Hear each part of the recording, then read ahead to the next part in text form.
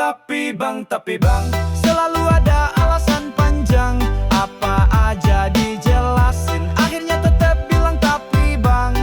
Tapi bang, sampai pusing 7 keliling. Mau dikasih solusi, tetap balik lagi tapi bang. Guys, khusus buat yang webinar kali ini, kita bakalan adain Q&A ya. Jadi buat teman-teman yang pengen tanya, bisa langsung tanya langsung ke QR code ini. Jadi lu bisa scan. Atau enggak, gue matiin chatnya sekarang ya. Tolong admin taruh dong linknya, link Slido-nya. Coba gue cek ya.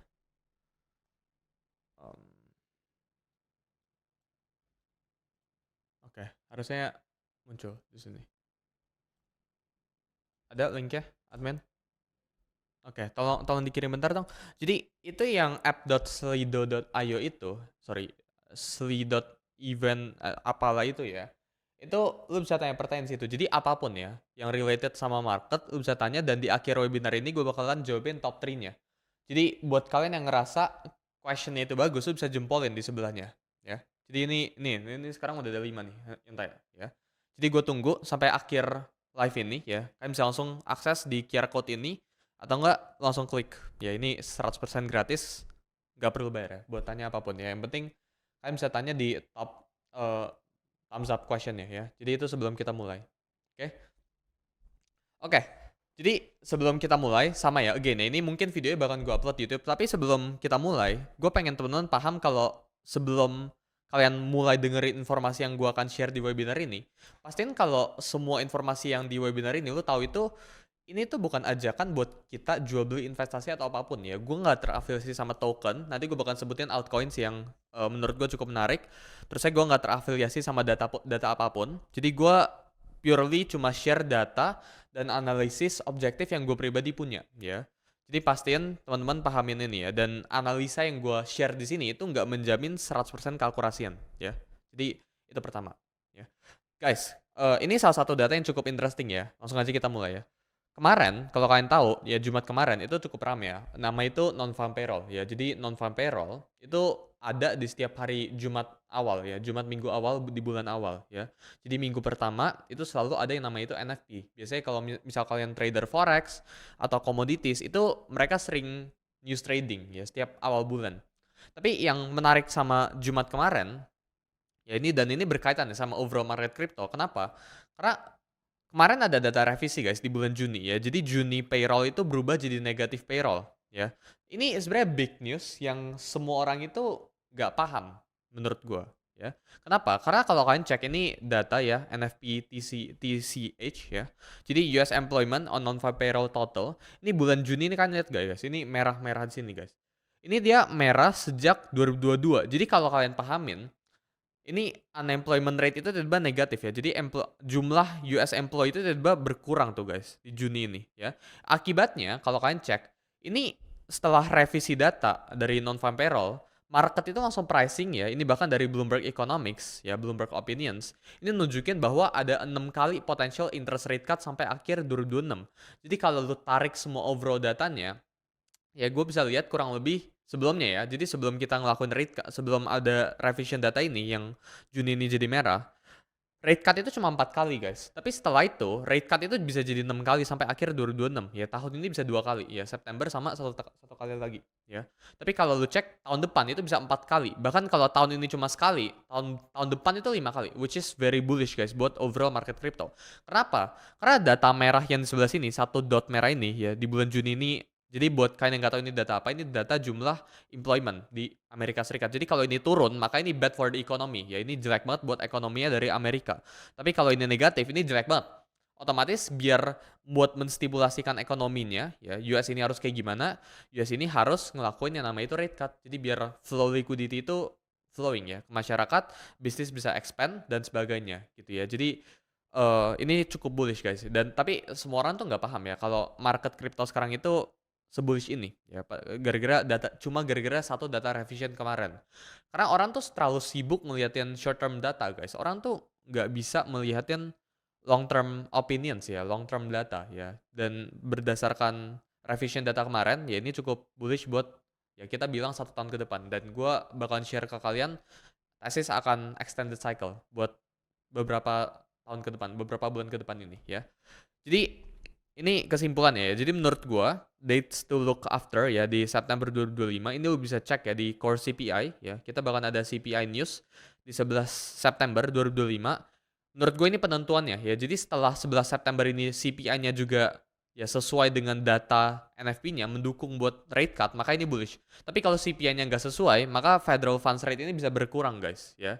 Jadi tanggal 11 ya, tanggal 17 atau 18 ini bisa ya Federal Funds Rate. Ini jam 1 subuh sama GDP dari Amerika Serikat tanggal 25. Ini 3 tanggal ya dari economic calendar yang lu harus perhatiin. Ini gue udah sertain nih jamnya ya. Mungkin lu bisa langsung screenshot ya. Nah, langsung aja ya kita masuk ke dalam chart ya. Jadi kalau kalian cek guys, ini dalam chart ya, monthly chart Agustus dari Bitcoin ini sebenarnya kurang bagus guys. Ini gue ada gambar chartnya dari tanggal 4 ya, sekarang tanggal 7 ya, 3 hari yang lalu. Ini nggak bentuk yang namanya itu multiple bearish divergence ya. Apabila kita breakdown di bawah 117, di bawah, kalau gue bisa coret-coret ya, di bawah sini, ya ini otomatis ini jadi bearish engulfing, ya ini ngehit ke bawah sini dan ini ada potensi drop guys. Sama persis kayak ini, jadi ini divergence 1, ini 2, ini 3 sebelah sini. Ya cuma kalau kalian lihat marketnya di area overbought atas ini pun, ini tetap bisa rally kok guys ujung-ujungnya. Di sini kan overbought, ya marketnya pricing ngedrop ke bawah terusnya dia rally ya. Nyelam ke bawah habis itu rally. Jadi kalau kalian cek guys by overall market crypto ya menurut gue ini cuma ya potential sementara aja guys ya market dipnya gitu ya. Jadi apakah by chart ini bagus? Menurut gue kurang bagus ya buat monthly chartnya Bitcoin. Cuma kita bisa lihat ada potensi ya maksimum ya. Ini 111 bahkan 117 itu menjadi market bottomnya buat Bitcoin ya. Gitu. Kita akan next slide ya. Ini Bitcoin in September ya guys. Ini data dari 2013 ya. Jadi average seasonality-nya buat Bitcoin jadi ini dihitung guys ya, return September itu berapa? Misal ya, 1 Januari sampai 31 Januari returnnya Bitcoin berapa? Itu dihitung dari 2013 sampai sekarang di rata-rata. Nah kalau kalian cek guys, ini dari 2013 ya sampai sekarang. Kalau kalian invest, kalau lu lempar $100 di bulan September, setiap bulan September ya dari 2013, ini duit lu itu sisa $96, $95 kurang lebih. Ya. Jadi September itu cenderung jadi bearish month guys, actually buat Bitcoin. Ya ini by data ya. Terusnya secara seasonality ya, Bitcoin seasonality, ini lo cek ya. Ini September itu minus 4,8% guys dari range sekarang. Agustus juga minus sebenarnya. Makanya Agustus kan kita ngalamin bearish close kan, gitu ya. Ini juga kalau kalian cek guys, S&P. Jadi S&P buat yang nggak tahu itu ini saham indeks Amerika Serikat guys. Saham indeks Amerika Serikat tuh seasonality-nya negatif banget. Itu paling anjlok guys ya. Jadi performa negatifnya tuh paling drop di saat bulan September ya. Makanya kemarin Jim Cramer tuh ada bilang bahwa September itu berpotensi buat jadi September ya. Tapi gue nggak pernah bilang September ya. Karena gue kemarin lihat ada di TikTok orang bilangin kalau gue bilang September itu bullish. Gue bukan bilang bearish. Gue bukan bilang September itu bearish. Gue cuma nunjukin data yang menunjukkan kalau September itu bearish gitu ya. Jadi by seasonality chart kayak gitu ya. Tapi ini gue pengen clarify ya, apakah September ini bener-bener bullish? Kita bakalan cross check ya di webinar ini ya dengan available data yang kita punya. Sebelumnya kita breakdown dulu ya. Bitcoin itu ada beberapa faktor guys yang mempengaruhi pergerakan harga Bitcoin. Ya, jadi lu cek nih, ini gue pernah buat IG postnya. Jadi global liquidity itu 4%. Ya. Gold/Bitcoin ratio sama gold price itu 25% sama 11%. Sama investor risk appetite ya. Jadi investor risk appetite itu apa? Itu lagi risk on atau risk off ya. Orang tuh lagi pengen investasi ke saham, kripto, dan sebagainya. Atau lagi pengen investasi ke bonds, ya fixed rate, ya sesuatu yang safe lah, obligasi dan sebagainya ya. Jadi investor risk appetite itu 22%, global liquidity alias jumlah uang yang dicetak, ya misal dari the Fed atau dari shadow banking, ya misal shadow banking kan dari insurance, jadi insurance bisa ngebuat kredit, nah itu kan hitungannya juga shadow banking ya, itu masuk ke dalam global liquidity ya, 40% dapatnya. Terusnya gold price ya, terusnya gold Bitcoin ratio sama risk appetite dari investor ya. Nah kita breakdown satu-satu ya, ini kita mulai dari yang namanya itu global liquidity ya. Jadi ada M1, M2 sama M3 ya. Kita bakalan berpatok sama M2 karena M2 itu cenderung yang paling akurat buat crypto market ya. Jadi global liquidity M2 ini per 14 Agustus bahkan per sekarang ini terus-terusan mencetak all time high baru. Jadi Bitcoin sama global M2 kalau lu cek ya peer to peer ya, side by side ini cenderung punya correlation yang mirip ya. Gue terakhir cek itu around 89% ya. Buat global liquidity sama Bitcoin ini correlates each other ya. Jadi cukup menarik dari situ datanya. Nah, kalau kalian cek, ini buat yang trader commodities ya, atau buat trader gold, ya ini emas, itu baru aja mengalami yang namanya itu all time high guys. Dan ini kayak yang gue bilang ya di belakang sini, gold price itu affect 25% ya dari crypto market. Ya global liquidity itu terus-terusan ngebuat all time high.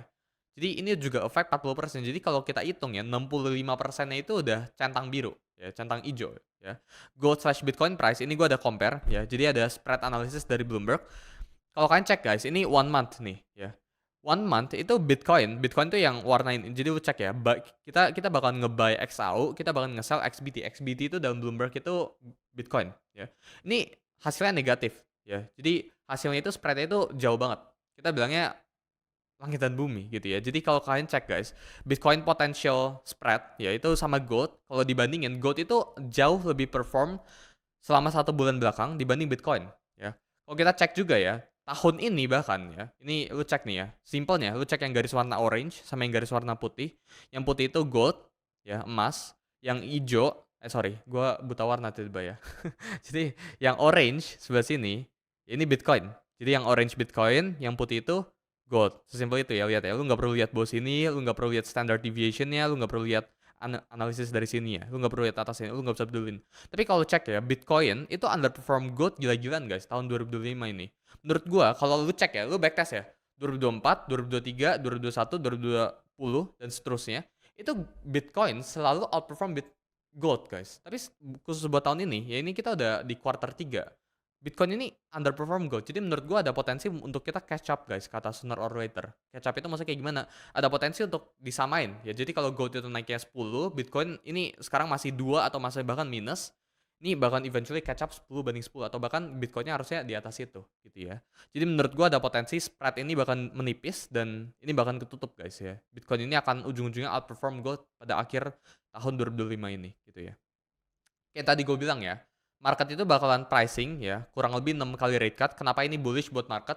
Karena semakin terjadi rate cut, orang ini akan gini, kalau interest rate itu rendah, orang ini cenderung akan ngelakuin yang namanya itu borrowing ya, ke banks dan sebagainya. Otomatis kalau orang meminjam, orang ini pengen buat bisnis dan sebagainya itu lebih gampang.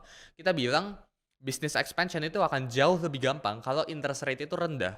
Jadi bisnis itu akan berkembang ya di saat suku bunga itu rendah. Tapi di saat suku bunga tinggi, ekonomi itu kayak lagi ditekan sama the Federal Reserve. Nah, kalau suku bunga ini rendah, ekonomi ini bagus, bisnis expanding, otomatis apa? Baik banget karyawan alias employment yang bisa di hire.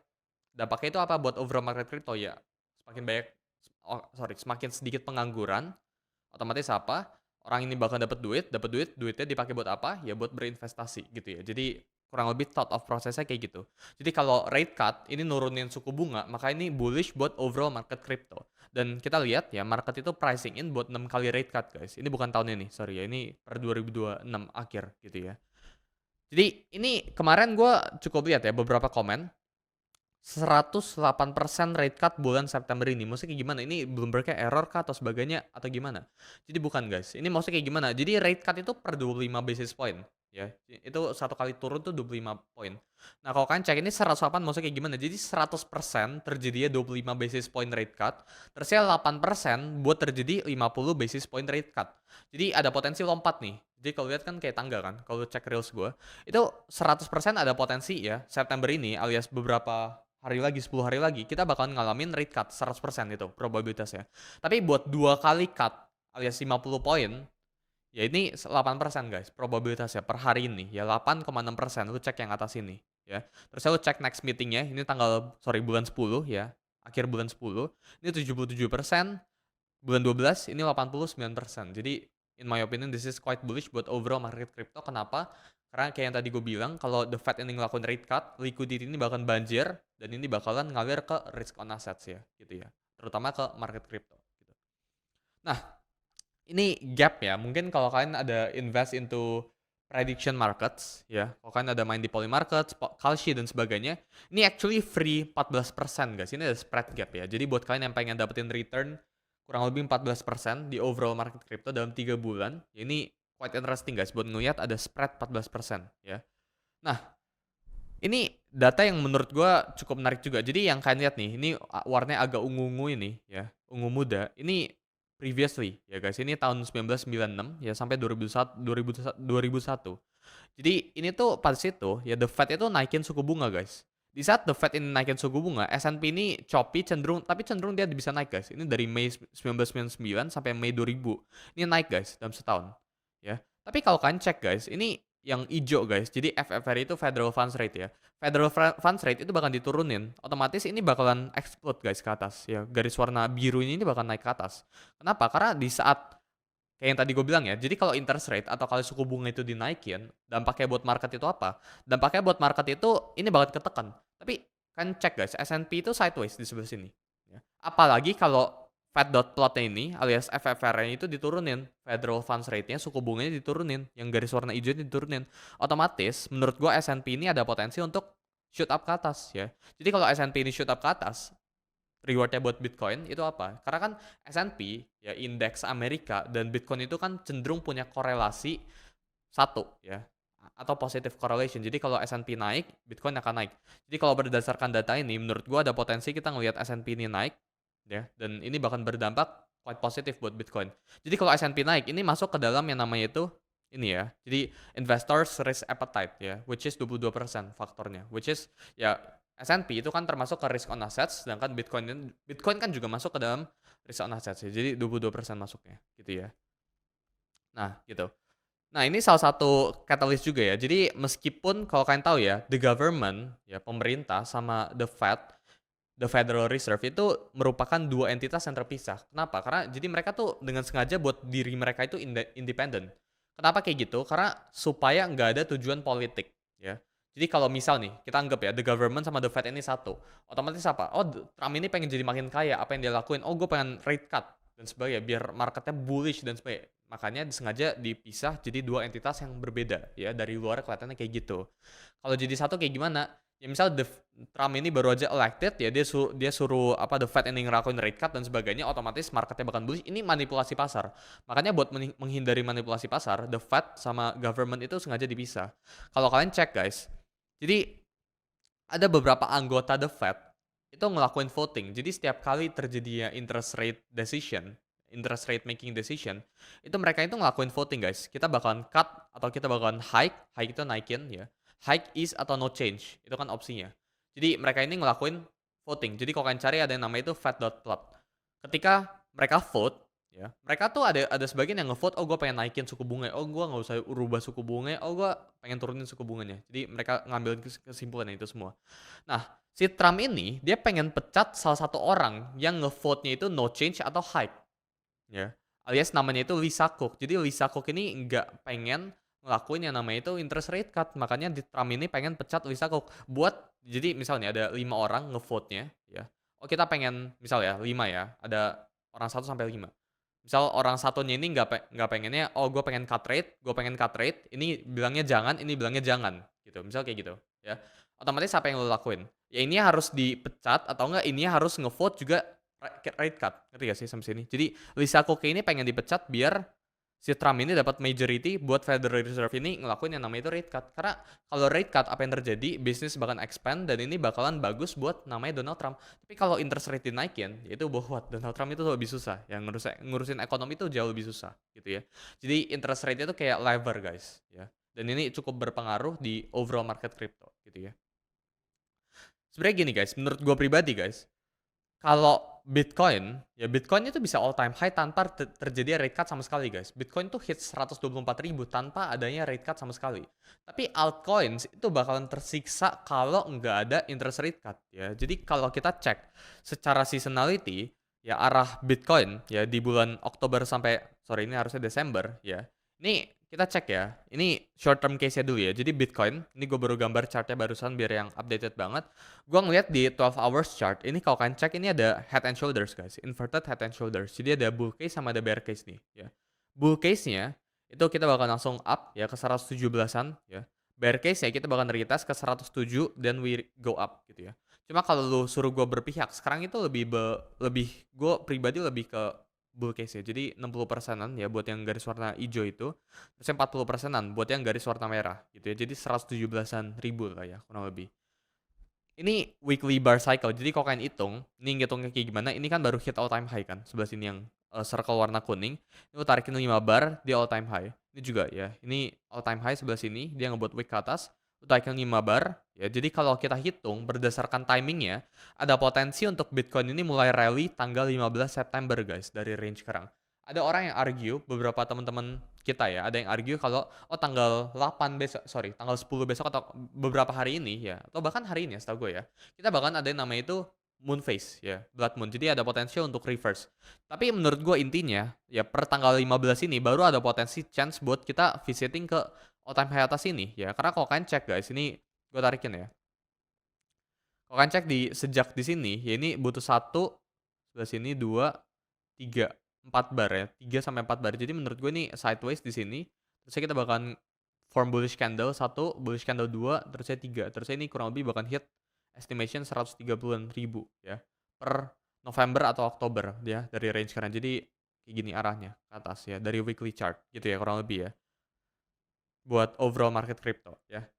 Nah, kalau lo cek ya, Bitcoin August to December performance itu 44% guys ya. Jadi probabilitasnya ya secara 7 dari 10 kejadian, Bitcoin dari bulan Agustus ke Desember itu mengalami kenaikan 44%. Jadi kalau lu tarik harga Bitcoin sejak Agustus awal, ya lu tambahin 44% itu hit di 150-an ribu. Jadi kenapa gue bilang Bitcoin itu akan hit 150 ribu di akhir tahun ini? Itu karena 7 dari 10 kejadian itu Bitcoin punya good performance ya, performance positif ya sebesar 44%. Belum lagi ini short ya, 2018 kan bear market. Kita kan sekarang nggak lagi dalam bear market. Ya 2019 ini kan juga bear market juga ya. Jadi ini 2017 boom, 18 ini sekitar ya after ya Bitcoin ini rally, ya 19 ini kan bear, 2022 ini bear juga, 2021 ini marketnya rally, ya kan. Tapi kalau cek ya, lu tarik dari awal ya dari 2018, 2015 tuh tarik semua tahunnya, Bitcoin itu punya ya average kenaikan itu 44% gitu ya. Nah, ini juga ya based on Bitcoin seasonality kayak yang gue bilang September itu kita merah ya kita tarik dari Bitcoin Magazine datanya. Ini kalau tarik ya 19 tambah 43 tambah 4 ya ini kurang lebih kita bakalan naik ya sekitar 40 sampai 50% di kuartal 4 ya buat Bitcoin. Ini pricing ya, ini taruh kita ke dalam price buat Bitcoin itu di sekitar 150-an ribu guys per satu Bitcoin gitu ya. Dan ini juga salah satu data supportingnya ya. Jadi Bitcoin Mayer Multiple ini matrix dari on-chain indicator. Ini nunjukin ya. Jadi yang mid price ya ini alias ya fair value price-nya ini ada di 150 ribuan guys kurang lebih. Jadi menurut gue kita bakal shoot up kurang lebih ke 150-an ribu gitu ya. Dan ini investor price model juga, ini tunjukin di atas bahkan ya guys. Ini di atas 150 ribu, di 162 ribu guys kurang lebih dari range sekarang gitu ya. Nah, ini yang menarik ya. Jadi gue baru aja ngelakuin Elliott Wave Counting ya. Jadi wave kan ada 1 2 3 4 5. Ya ini dapatnya kurang lebih menurut gue Bitcoin itu akan hit di 180 ribu sampai 200 ribu. Ini di Februari guys, Februari atau Maret ya. Jadi ngitungnya kayak gimana? Ini kan wave 1 2 3 4 5 ya buat yang ngerti ya lihat wave. Terus ya kan ini wave kecilnya kan. Di sini kan abis ABC ini kecil nih. 1 2 3-nya ini ada potensi ke 146-an ya kurang lebih. Jadi next leg up-nya itu ke 140-an lebih ya. Terus kita bakal koreksi di cycle trend lainnya sebelah sini dan we are going up guys ya. Jadi mungkin kalau lu hitung kenapa ini 23 bar, 22 bar, ini kita hitung dari sini ya. Jadi ini low to low-nya, ini kita tarik ke sini, ini dapat di Februari sampai Maret kurang lebih. Jadi menurut gua Bitcoin ini akan hit minimum ke 150 ribu ya atau ke 160 180 something ya. Itu di bulan Februari atau Maret guys ya. Apakah ini bakal peak di bulan Februari atau Maret belum tentu. Cuma kalau kalian cek ya based on range sekarang menurut gua ya possible dates-nya itu di sini sekarang. Ya ini menjadi wave counting gua ya. Ini gue pengen share ke member abis ini. Nah, ini menurut gue ini yang baru menarik ya. Jadi altcoin apa sih yang sebenarnya menarik ya buat kita akumulasi dalam beberapa bulan ke depan. Again ya, gue nggak bilang ini bakal jadi instant trade yang kalian bisa langsung mainin ya. Gue nggak bilang ini besok langsung pump 100%. Gue bahkan kasih tahu area invalidasinya di mana. Gue bahkan kasih tahu kalau kayak gini maka kayak gini ya. Jadi ini bukan holy grail, ini bukan sesuatu yang kalian bisa look up tuh gitu ya. Tapi ini bisa jadi reference. Jadi chart total tree buat teman-teman yang nggak tahu total tree itu total crypto market cap kecuali Bitcoin sama Ethereum ya. Jadi kalau misal Bitcoin itu total market cap-nya 10, Ethereum itu 5, terusnya total dari keseluruhannya itu ada $100 market cap-nya, ya berarti 100 kurang 10 kurang 5 itu sisanya. Ya, jadi 85 itu altcoins, itu contoh ya. Nah, kalau kita cek total tree itu di 1,05 triliun sekarang. Ini kalau lu Google aja sekarang ya, pattern itu cup and handle ya. Lu cek cup and handle di monthly time frame. Ini ada potensi untuk total tree ini shoot up ke 2,63 triliun. Jadi menurut gue ini bakalan inline berbarengan dengan the Federal Reserve ini ngelakuin yang namanya itu rate cut. Jadi apakah ya kayak gue pengen ngutip kata-kata dari GCR ya. Menurut gue the future is still so bright per hari ini ya. Kenapa? Karena the Fed ini akan ngelakuin rate cut, which means ya more liquidity to the market. Ya, itu pertama. Terus yang kedua total tree ini by chart udah ada dalam resistance. Kita tinggal breakout ke atas saja. Ini udah bullish banget buat altcoins gitu ya. Jadi cup and handle ya target price di 2,63 triliun di cycle peak gitu ya. Dan ini gue akan update terus buat yang ada di internal community ya. Others, ya ini others chart, ini ngebentuk yang nama itu bullish divergence, dan sekarang itu lagi ada di resistance sebelah sini. Jadi menurut gua ini bakalan, ya kan ini kan sekarang resistance-nya sebelah sini, ini bottom 1, ini bottom 2, ada potensi kalau kita breakout ke atas ini, maka ini 750 minimum. Ya, minimum double lah dari range sekarang. Jadi others ini apa? Kecuali top 10 guys ya. Menurut gue ini bakalan overall ya very bullish ya, minimal others, ya berarti kita bilang altcoins dari yang sekarang ya itu minimum bisa 1,5x dari sekarang ya. Kalau others ini ke 750 billion ya. Gitu ya. Nah, USDT dominance. Jadi jumlah dominasi USDT ya. Kalau USDT dominance ini naik, ini bad for market. Kenapa? Karena uang ini ya ini bakal pindah ke USDT, ini nggak bakal pindah ke altcoins. Jadi orang nggak bakalan hold USDT, orang bakalan hold altcoins ya. Tapi kalau USDT ini turun, ya orang ini bakal hold altcoins, orang nggak bakal hold USDT, sebaliknya kayak gitu ya. Jadi kalau USDT dominance ini naik, orang bakal cenderung nge-hold dominance ya. Dominasi itu kalau lebih ke USD ya, bukan ke altcoins, bukan ke Bitcoin, tapi ke USDT gitu ya. Nah, USDT dominance ini kalau cek ya, ini lagi ada di dalam, nah lu highlight sebelah sini ya. Ini ngebentuk quite of a triangle pattern guys ya. Lu tarik kayak gini, ini dalam supportnya, ya ini resistance yang jadi support. Ini udah touching too much guys menurut gua. Ada potensi untuk kita breakdown ya. Secara oscillator ini ada potensi drop. Ya dia belum di area oversold bawah sini. Jadi menurut gua ini drop bawah. Ya ada potensi ke 2,7% dari range sekarang. Jadi ini gapnya sekitar 2%-an. Which is actually very bullish guys buat overall market crypto ya. Jadi ini cukup drop. Ya 2%-an ke bawah. Dan ini market crypto specifically akan rally gitu ya. Nah, altcoins apa yang menarik ya? Ini gua ditanya tadi kan. Gue pikirin ke diri gue sendiri. Gue ada beberapa ya altcoins yang cukup menarik. Sebenarnya ada beberapa yang gue nggak share di sini ya. Tapi intinya beberapa itu ya. Yang pertama itu hype guys. Ini gue gambar 3 hari yang lalu. Hype ini menurut gue ya di akhir tahun ini akan hit $79 guys. Kenapa? Karena ini akumulasi guys. Akumulasi di all time high range ya. Dan assistant fund-nya terus-terusan ngelakuin buyback ya. Market share-nya terus-terusan meningkat ya. Mereka itu ngelakuin, jadi kayak yang tadi gue bilang assistant fund ini ngelakuin buyback ya sebesar 97% dari total fee dari hyperliquidnya ya. Ini transparan, full kan bisa perhatiin sebenarnya ya, based on chain-nya ya. Terus yang kedua menurut gue Pengu ya. Pengu ini cukup interesting. Jadi sekarang project yang menarik itu project South Korea guys, atau sesuatu yang berbau Korea, karena community itu kuat banget di sana ya. Jadi antara kalau lu punya Pudgy Penguin, lu bisa ke sana ya, atau enggak kemarin di Malaysia tuh baru aja ada meetupnya.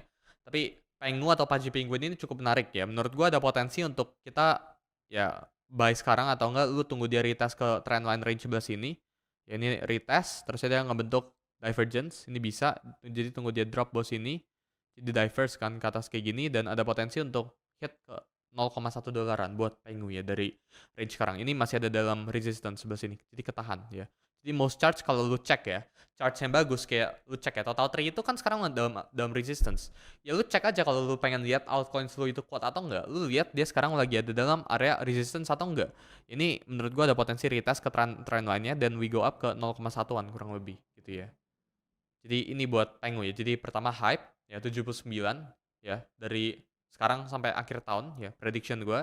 Pengu ini belum tentu ke 0,1 ya di akhir tahun ini, tapi menurut gue target price-nya itu ada di 0,1 kurang lebih ya. Terusnya kayak tadi gue bilang ya, Pudgy Penguin itu timnya ya punya good knowledge sama attention ya. Karena mereka tuh baru aja nge-endorse, kalau kalian tahu, beberapa bulan yang lalu. Jadi coin market cap, terusnya beberapa ya misal orang-orang itu dibuatin Pudgy Penguin NFT guys. Terusnya disuruh pakai profile picture itu cukup menarik ya. Jadi menurut gua timnya itu solid ya buat Pudgy Penguin alias buat Pengu ya, buat meme coin. Dan menurut gue ini bukan sekedar meme coin karena mereka tuh sebelumnya udah company guys. Coba lu cari tahu deh tentang Pudgy Penguin ya. Nah, ini quite new ya, tapi XPL guys ya. Jadi XPL menurut gua ada potensi untuk hit $1. Ini kemarin di internal tuh kita ada nge-call guys dan berhasil hit sampai auto deleveraging ya account gue ya. Jadi cukup menarik guys ya. Ke $1 dari range sekarang. Menurut gue ini ABC ke bawah. Koreksinya udah selesai selama dia nggak breakdown di bawah 0,49. Tapi sekarang tuh masih belum launch sama sekali guys tokennya. Stablecoin narrative itu menurut gue bakal jadi the play ya. Target price itu bahkan ke $1 ya, 1,1 ya, sebagai short term targetnya. Menurut gue ini quite interesting guys buat kita alokasiin sekitar 3 ya sampai 5%, maksimal jangan lebih dari 10% dari portfolio kita ya. Jadi XPL ya lu tinggal leverage kali satu aja di beberapa checks ya. Tapi beberapa checks tuh harganya difference-nya lumayan beda. Ya, cuma XPL itu cukup menarik. Ya. Ini gue tadi udah bilang ya, jadi stablecoin itu bakal jadi payment gateway yang gue rasa cukup interesting ke depannya ya. Japan yaitu baru buat yen ke dalam stablecoin. Ya terusnya kalau baca nih ya.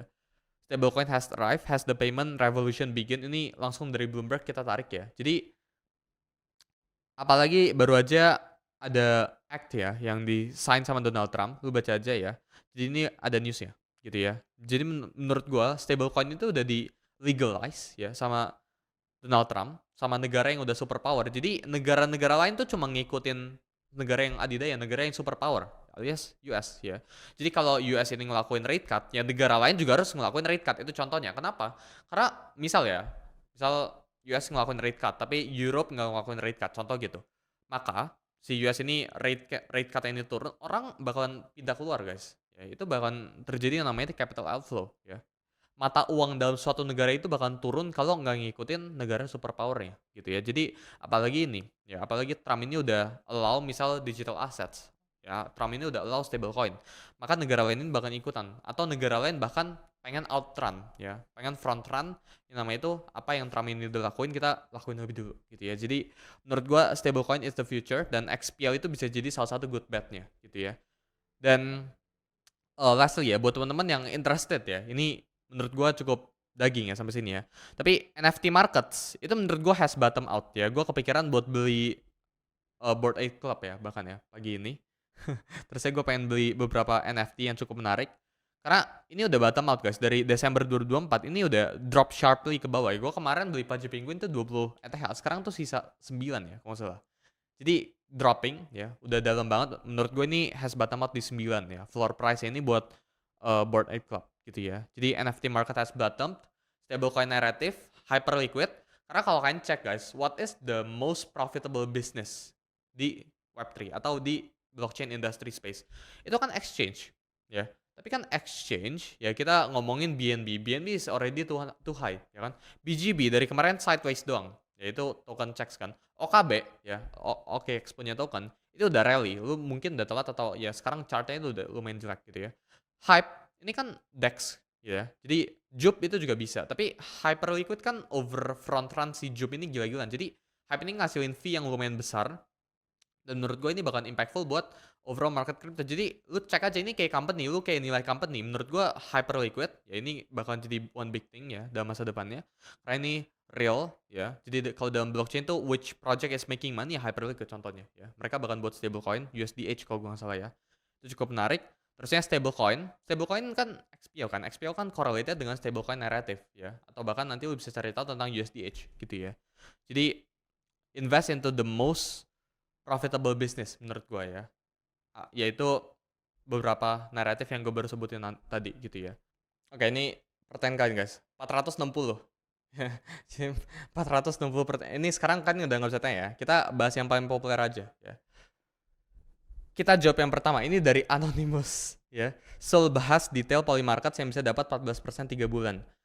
Ini nggak pasti 14% 3 bulan ya, tapi kita basically beli koin ya dalam Polymarkets atau dalam prediction markets ya, yaitu koin 25 basis point cut. Terusnya kalau kita bener kita bakalan dapat return 14%. Ya lu tinggal cek di Polymarkets itu ada gitu ya. Tapi menurut gua ini di member kita ada bahas ya. tapi cukup sensitif ya buat ngebahas ini ya. Oke, ada yang tanya. Menurut lu all time high Bitcoin di tahun ini berapa? Apakah kapan saatnya sell Bitcoin? Jadi all time high Bitcoin kita udah bilang ya di webinar ini yaitu 150.000 guys di tahun ini ya. Dan kapan buat sell Bitcoin? Itu sama aja kayak gini guys ya. Tergantung ya kalian ngelihat Bitcoin itu sebagai apa. Tapi kalau misal lu ngelihat Bitcoin itu sebagai properti, misal lu beli rumah ya. Emang misal ya lu beli rumah buat ditinggalin, lu beli rumah 1M. Emang lu bakal tanya, gue pengen jual rumah ini di berapa? Pas lu tinggalin rumah ini kan enggak gitu ya. Itu analogi yang menurut gue cukup bagus itu dari Sailor ya. Jadi sama guys kayak ini. Misal lu beli Bitcoin, ya lu bakal hold terus kan. Kalau ini kayak selama lu nggak butuh uang, ngapain lu sell Bitcoinnya? Itu kan sesimpel itu kan pertanyaannya kan. Gitu ya. Jadi menurut gua kapan saatnya sell Bitcoin itu menurut gua di saat kalian butuh.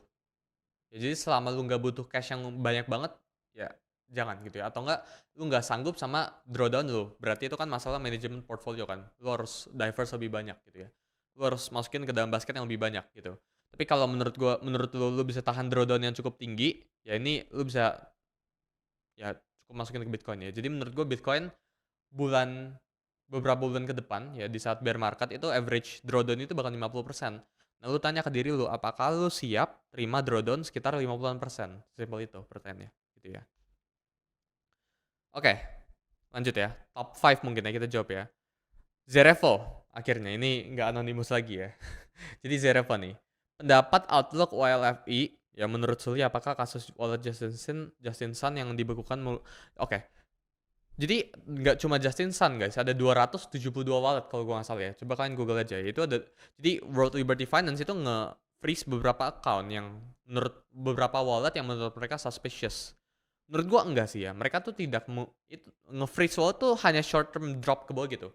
Ya. Menurut gua eventually WLF ini bisa hit $1 kalau ya kita cukup ngelihat Trump ini satu kali nge-tweet aja itu udah menurut gua udah becoming a thing ya. Jadi basically menurut gua beli World Liberty Finance atau tokennya dari range sekarang itu quite interesting bahkan di bawah 0,2 ya jadi range 0,1 sampai 0,2 itu cukup interesting ya. Jadi selama dia nggak breakdown dan selama projectnya masih jalan ya stablecoinnya USD1 itu masih jalan menurut gua akan terus ya. Kita bakal terus lihat ini rally gitu ya.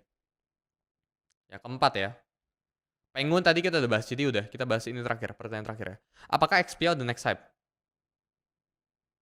Agak generic ya questionnya ya. Jadi XPL itu different thing ya dengan hype ya. Jadi hype itu kan project DEX ya, XPL kan narrative stablecoin.